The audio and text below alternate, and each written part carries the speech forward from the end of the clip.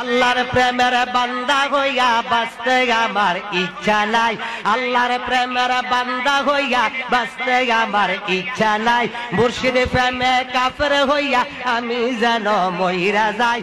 আল্লাহর প্রেমের প্রেমিক হয়ে বাঁচতে আমার ইচ্ছা নাই, মুর্শিদ প্রেমে কাফির হইয়া যেন আমি মইরা যাই, এরকম কি যেন বলতেছে, নাউজুবিল্লাহ বলেন না। আবার আল্লাহর প্রেমে আচ্ছা কেবলা দানার পায়খানাতে আমি যেন ডিউটি পাই, আমি যেন ডিউটি পাই। খানায় কাবার খাদেম হয়ে এই জগতে থাকতে চায় না, কেবলা জানের পায়খানাতে ডিউটি করতে চায়, নাউজুবিল্লাহ বলবেন না। আচ্ছা দেখেন, এক নম্বর বললো আল্লাহ প্রেমের প্রেমিক আমি হতে চাই না, আমি হতে চাই মুর্শিদের প্রেমে, যদি কাফের হয়ে যায় আমার কোনো সমস্যা নাই।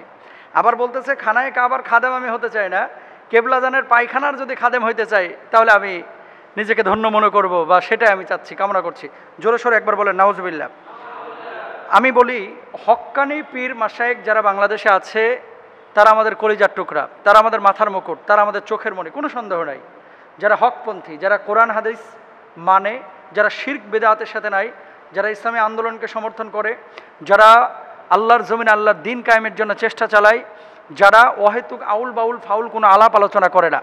পীর মাশায়েখের বিপক্ষে অবস্থান নেওয়া মানে ইসলামের বিপক্ষে অবস্থান নেওয়া, এটা বাস্তব কথা। কারণ বাংলাদেশে যারা ইসলাম প্রচার করেছে পীর মাশায়েখদের অবদান অবশ্যই অনেক ঊর্ধ্বে, কোনো সন্দেহ নাই। তার মানে এই না যে পীর সাহেব এখন শিরিক করতেছে এই জন্য আমাদেরকে করতে হবে। এই ভাই যে কথাটা বলেছে, বুঝে হোক বা না বুঝে হোক, বুঝে হোক বা না বুঝে হোক, ইসলামটাকে যারা এইভাবে প্রেজেন্ট করছে অনেক মানুষ, এদের কাছ থেকে 2000 কিলোমিটার দূরে থাকতে হবে। চিন্তা করা যায় যে আল্লাহর প্রেমের প্রেমিক যদি আমি নাও হই কোনো আফসোস নাই, কিন্তু আশেক প্রেমের বা মুর্শিদ কেবলার প্রেমে যদি আমি কাফের হয়ে যাই তাও কোনো সমস্যা নাই। মানেটা কি? আল্লাহর চাইতে সে মুর্শিদ কেবলাকে বেশি প্রায়োরিটি দিয়েছে। কোরআনুল কারীম কি বলছেন? কোরআনুল কারীম বলছে ওয়া আতিউল্লাহ ওয়া আতিউর রাসূল ওয়া উলিল আমরি মিনকুম, আল্লাহর আনুগত্য করো, আল্লাহ রাসূলের আনুগত্য করো, উলিল আমর যারা তাদের আনুগত্য করো। তাদের আনুগত্য কখন করতে বলা হয়েছে? যখন আল্লাহ রাসূলের আনুগত্যের পরে আল্লাহ এবং আল্লাহ রাসূলের ফরম্যাটে তারা যখন কোনো বিষয় পেশ করবে তখন সে তার আনুগত্য করবে। এবার আসেন, আল্লাহ সুবহানাহু ওয়া তাআলা পবিত্র কোরআনুল কারীমে অন্য আয়াতে কি বলছে? কুল ইন কুনতুম তুহিব্বুনাল্লাহ ফাত্তাবিউনি ইউহিব্বুকুমুল্লাহ ওয়া ইয়াগফির লাকুম যুনুবাকুম আল্লাহু গফুরুর রহিম। আল্লাহ রাসূলকে ভালোবাসার কথা বলা হয়েছে, আল্লাহকে ভালোবাসার কথা বলা হয়েছে। এরপর আল্লাহ রাসূল সাল্লাল্লাহু আলাইহি ওয়াসাল্লাম হাদিসের মধ্যে কি বলছে দেখেন, লা ইউমিনু আহাদুকুম হাত্তা আকুনা হাব্বা ইলাইহি মিন ওয়ালিদিহি ওয়া ওয়ালাদিহি ওয়ান নাসি আজমাইন। আল্লাহ রাসূল বলছে ততক্ষণ পর্যন্ত কেউ পূর্ণাঙ্গ মুমিন হতে পারবে না যতক্ষণ পর্যন্ত আমাকে, তার পরিবার পরিজন, তার জীবন, তার সন্তান সন্ততি সবচেয়ে বেশি ভালো না বাসবে।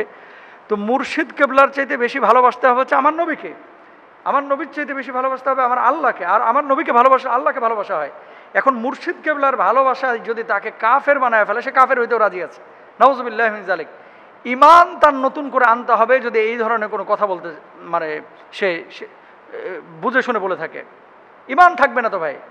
খানায় কাবার খাদেম হইতে চায় না, খাদেম হইতে চায় মুর্শিদ কেবলার বাথরুমের খাদেম হইতে চায়। তার মানে কি?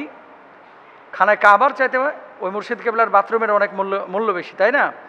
এই কথাগুলো আলোচনার আসলে কোনো প্রয়োজনই মনে করি না, কিন্তু কিছু কিছু মানুষ এদের আবার মুরিদ, কিছু কিছু মানুষ আবার এদেরকে ইসলামিস্ট মনে করে, মাথার মুকুট মনে করে, যে দিন মনে হয় এটাই না। এটা দিন না ভাই, জাহান্নামের টিকিট আপনাদেরকে ধরিয়ে দিচ্ছে। আল্লাহর হাবিব সাল্লাল্লাহু আলাইহি ওয়াসাল্লাম বলেছেন, দুটি জিনিস তোমাদের কাছে আমি রেখে যাচ্ছি, এক হচ্ছে কোরআন, আরেকটি হচ্ছে সুন্নাহ। রাসূল আকরাম সাল্লাল্লাহু আলাইহি ওয়াসাল্লাম সুন্নাহ রেখে গেছেন। আল্লাহ সুবহানাহু ওয়া তাআলা কোরআনুল কারীম আমাদের সামনে দিয়েছে, কোরআন এবং সুন্নাহ মোতাবেক জীবনযাপন করবেন। আলেম উলামা আছে, হাজার হাজার ইমাম সাহেব, খতিব সাহেবরা আছে, তাদের কাছে বিভিন্ন মাসালা আপনারা জিজ্ঞেস করবেন। এ সমস্ত মানে ফান্দে আপনারা পা দিবেন না, নিজের ইমানটাও হারাবেন, লাস্টে জাহান্নামী হয়ে কবরে যাইতে হবে। খবরদার এই আকীদা কেউ লালন করবেন না, পোষণ করবেন না। আল্লাহ তাআলা আমাদেরকে বুঝার তৌফিক দান করুন, বলুন আমিন।